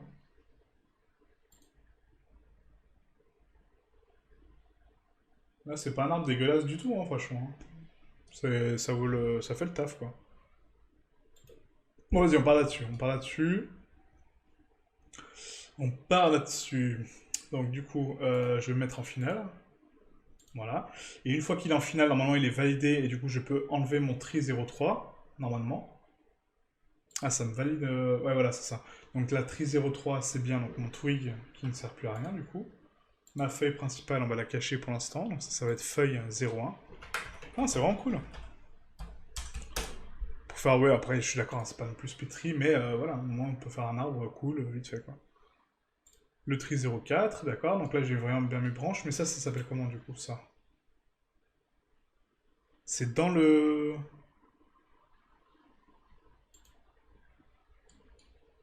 Ah, c'est dans la collection, d'accord. Donc il fait partie d'une collection, et là, j'ai mes feuilles. Ok, cool.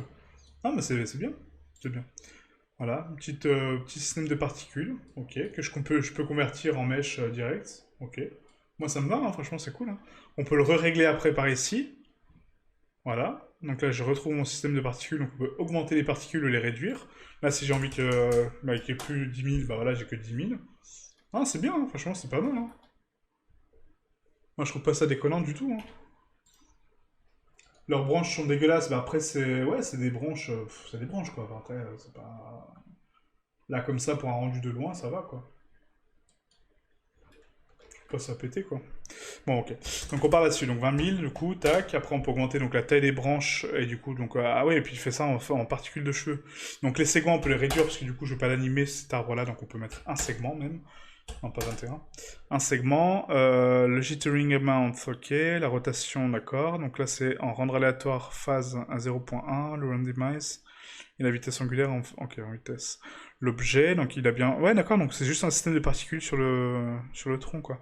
Et après, on peut même activer donc, les particules simples pour les dupliquer en plus, hein, pour vraiment les solidifier en plus. Ça, c'est cool. Ou à l'interpoler si on veut avoir plus de densité de feuilles un peu partout, quoi. Non, c'est bien. Moi, je trouve ça pas... Voilà, c'est cool. Ok. On peut peindre des groupes de vertex pour dire, bah tiens, là, je veux plus de feuilles, moins de feuilles. Non, non, c'est bien, hein, c'est complet. C'est complet. Bon, ok, donc là, on va faire ça. Donc, du coup, on va faire la texture procédurale rapidement pour cet arbre et on va le placer sur la scène, comme ça sera fait. Donc, ici, je vais créer donc, un nouveau matériel qu'on va renommer donc, M Bark. Donc, M Bark, c'est le bark, c'est l'écorce en fait, hein, ça veut dire écorce d'arbre. Et du coup, on va passer sur les matériaux. Donc là, je commence à aborder un petit peu des termes en anglais comme ça, hein, non, sinon j'aurais mis M-tron. C'est juste que là, on va passer sur Unreal. Je suis en train de préparer donc, la série sur Unreal que j'ai beaucoup bossé aujourd'hui, qui est très dense, et tout en anglais. Enfin, tout en anglais. Les termes sont en anglais, donc du coup, il faut vraiment que je vous commence à vous les introduire dans ce sens-là, quoi. Du coup, donc là pour le tronc, donc ce qu'on va faire, c'est qu'on va faire des patterns, du coup que je réfléchisse, des patterns de vagues. Donc on va faire donc une texture de vague. On va faire une convertisseur dégradé de couleur qu'on va passer déjà dans un vecteur de bump. On va déjà d'abord créer la bump et ensuite on va colorer un petit peu le tronc. Le tronc, ça va être quelque chose de vraiment très basique, c'est pour simuler l'écorce, hein, d'accord? Donc je vais pas donner une écorce réelle, ultra chiadée, parce que du coup on sera de loin, mais le but c'est de simuler quand même l'écorce, d'accord? Donc là il s'est transformé en halo, je ne sais pas pourquoi.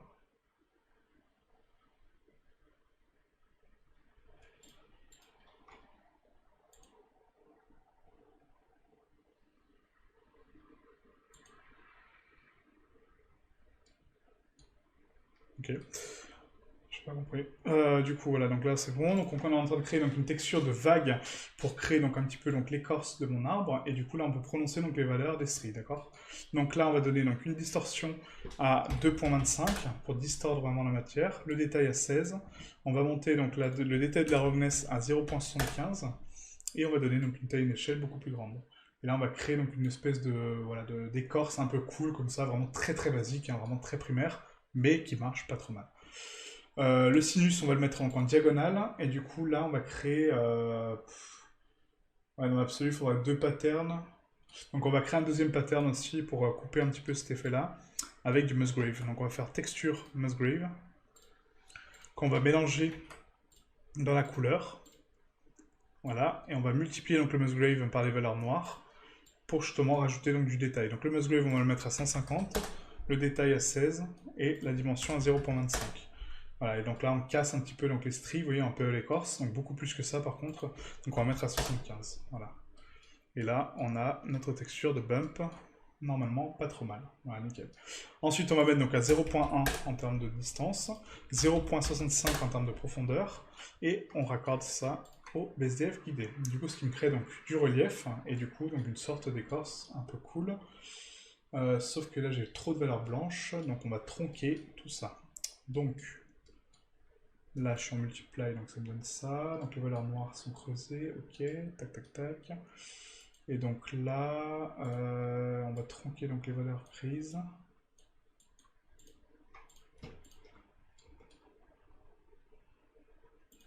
On va rajouter donc un slider donc noir pur, hop, comme ceci, et là, noir. Voilà, juste pour créer un peu plus de relief en fait, hein, parce que sinon ça va être vraiment très dégueulasse. Voilà, hop. Ah, donc là c'est pas trop mal. Donc le Musgrave du coup, donc là on va le détruire avec une valeur donc beaucoup plus tamisée que ça, donc convertisseur dégradé de couleur. Et là on va donc tronquer les valeurs de noir et les mettre en plus sombre. Voilà, comme ceci. Donc les stries maintenant apparaissent un peu plus. Donc les stries sont pas assez distordus, donc on va les distordre encore plus. Voilà, vraiment pour créer donc quelque chose de vraiment très saccadé. Voilà. Et là, c'est pas trop mal. Là. On raccorde donc ça à la bump, et là j'ai quelque chose de pas trop mal normalement. Voilà, nickel. Maintenant qu'on a ça, donc on va peindre cette valeur-là. Donc dégradé de couleur, on la fait passer donc le résultat final dans une autre rampe. Cette rampe-là va colorer mes tons. Donc les tons noirs vont être gris foncé, hein, enfin gris foncé, marron foncé, un peu cool. Voilà, un peu comme ça. Les tons clairs, du coup, vont être un petit peu plus clairs que ça. Voilà. Et les tons foncés, beaucoup moins noirs par contre, parce que c'est vraiment très noir. Voilà, et là, tac.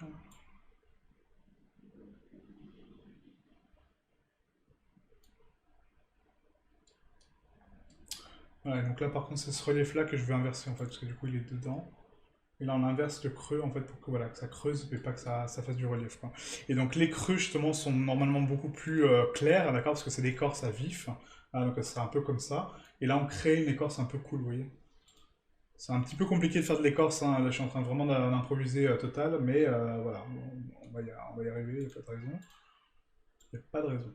Voilà, nickel. Voilà, comme ça fait un arbre un peu cool, voilà, un peu sympa. La roughness, du coup, on va l'augmenter donc à 0.85, parce que du coup, je ne veux pas quasiment de rugosité sur cet arbre.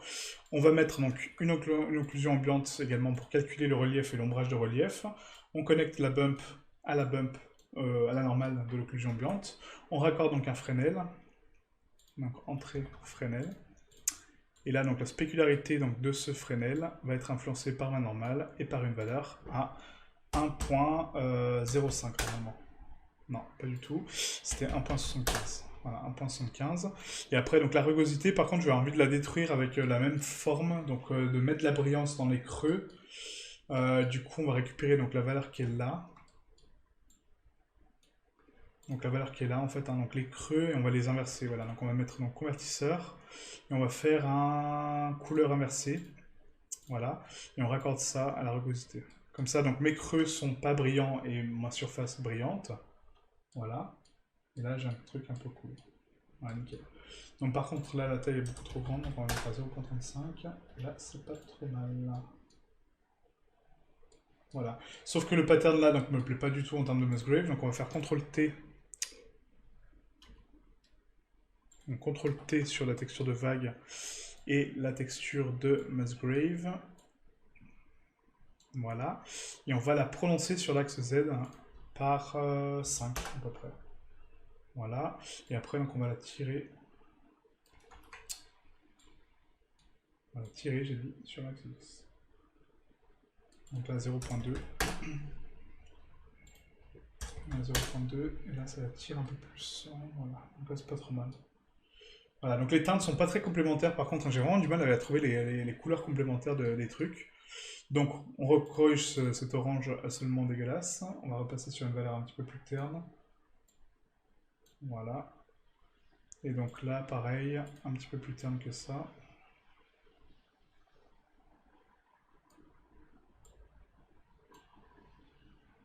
Et là, pareil, beaucoup plus tard, hein, clairement. Voilà. Ah, nickel. Maintenant, donc là, ouais, pas en noir par contre.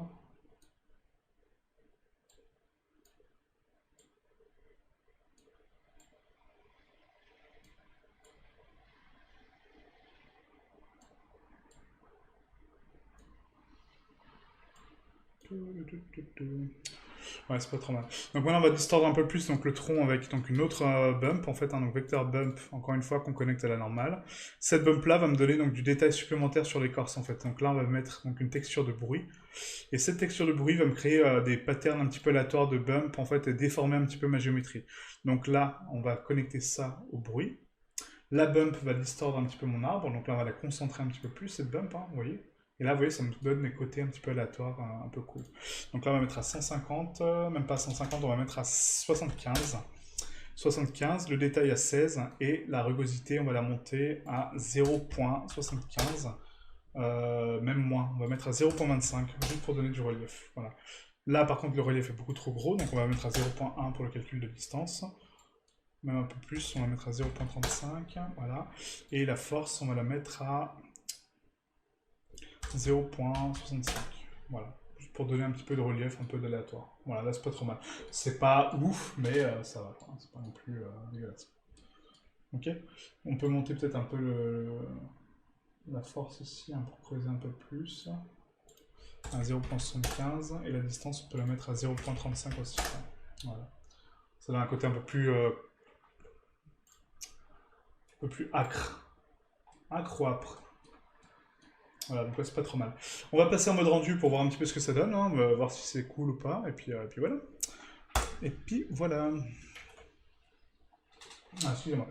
Salut. Et surtout, ne pas oublier de ne pas sauvegarder, sinon c'est trop facile. Effectivement, merci Angélique. Putain, à chaque fois je zappe. Alors que tu verras sur Unreal, putain, mais je sauvegarde en boucle, mais constamment, quoi. C'est hallucinant. Mes feuilles n'apparaissent pas, pourquoi donc? Parce que je les ai isolées. Hop, voilà. Et du coup, là, on a notre magnifique arbre. Sur Cycles, bah voilà, parfait. Très bien ça, très très bien. C'est nickel. Donc maintenant cet arbre-là, donc on va le placer sur la scène. Donc slash alt H.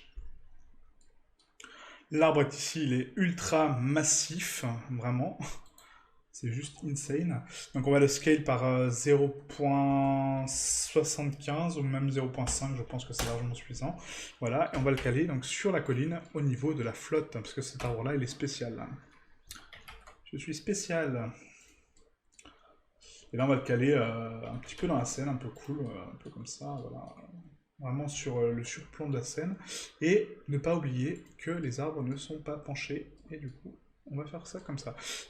Du coup, ouais, donc là, ça rentre un peu dedans, donc c'est pas ouf. Ce qu'on peut faire à la limite, c'est prolonger un petit peu le tronc ici, hein, clairement, hein. Pour me donner un petit peu plus d'espace pour le placement. Parce que là, vu que c'est en pente, on va faire un Shift Z, GZ, et du coup, on va le tronquer un petit peu comme ça, hein, voilà, d'accord? Voilà, et là, comme ça, je peux l'enfoncer comme je souhaite. Parfait. Et là, tam. Ouais, c'est cool. C'est très dense, vraiment très dense, mais voilà. Ça a le mérite d'être là, quoi, c'est cool. Et ma feuille qui est ici, absolument magnifique aussi, qui est juste parfaite. Voilà, donc là ça commence à avoir de la gueule, non c'est cool, c'est vraiment ce que je veux. Donc après on va créer donc d'autres arbres avec la donne. Donc vous avez donc 3 feuilles à disposition, je vous invite à faire la même manip que moi, du coup vous avez vu un petit peu comment fonctionne la donne. Et n'hésitez pas à utiliser donc les presets qui sont sur la droite, hein, ici, hein. Donc on a Old Oak, Scott Spine, donc je vais voir un petit peu ce que c'est, hein, du coup en termes de création, voir ce que ça donne, mais ça m'a pas l'air trop déconnant comme add-on, hein, clairement. Donc c'est pas, oui, c'est pas le best, clairement, on est d'accord, mais c'est pas trop mal. Là, si je fais un load preset, ça me refait un arbre. Ok. Et on va créer donc sans les feuilles cette fois-ci, j'ai juste envie de voir la forme. Ah, c'est sympa aussi ça, d'accord. Et après, on peut randomiser, ouais, randomiser l'arbre pour lui donner donc d'autres formes. Ah, donc vous pouvez partir sur un modèle, le randomiser, et du coup avoir plusieurs types d'arbres qui sont de la même espèce, avec les mêmes feuilles, mais du coup d'une propagation différente. Donc ça c'est cool. Le randomize très très bien, du coup, qui est présent aussi sur SpeedTree. Ouais, donc ça c'est un petit peu similaire hein, quand même comme arbre. Le spruce. Le spruce, c'est pas les sapins. Putain, c'est bien ça. On va mettre des sapins un peu cool. Ouais, non, si, ça va être sympa. Faire des épines, voilà. Donc ça, après, pour les épines, vous avez donc des images, en fait, hein, sur Google, hein, directement. Vous tapez donc épines.png, en fait, en transparence. Vous téléchargez donc la transparence, vous faites une petite branche vous-même, en fait, vous créez une petite branche vous-même, comme là on vient de faire, hein, avec les feuilles, et du coup, vous l'appliquez en tant que feuille, vous voyez, en tant que plan, et du coup, après, ça vous fait un joli sapin un peu cool, quoi. Ah, ça peut être sympa, ouais. Donc du coup, on va faire ça. On va faire ça. Donc je vous laisse créer vos propres arbres de votre côté. Donc avec l'addon MT, enfin Mtree, hein, du coup, qui est gratuit. Prenez bien la version qui est compatible avec votre version à vous, parce que du coup l'update apparemment n'est pas compatible avec la 2.90. Donc prenez bien la version qui fonctionne pour vous.